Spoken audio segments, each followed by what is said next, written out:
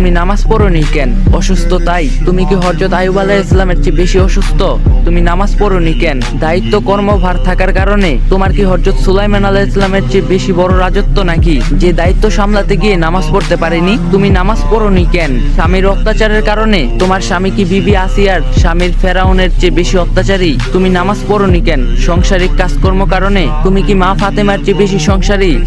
নামাজ না পড়ার জন্য আল্লাহর কাছে কোনো অজুহাত চলবে না। সমুদ্রে হাবুডুবু খেলেও তখন ওয়াক্ত হলে নামাজ আদায় করতে হবে, কারণ প্রতিটা শ্বাস প্রশ্বাসের জন্য আমরা আল্লাহর কাছে ঋণী। বিনা কারণে এক ওয়াক্ত নামাজ কাজা করলে লক্ষ লক্ষ বছর জাহান্নামের আগুনে জ্বলতে হবে। সেক্ষেত্রে এক ওয়াক্ত নামাজ না পড়লে কি শাস্তি হতে পারে একবার ভাবো।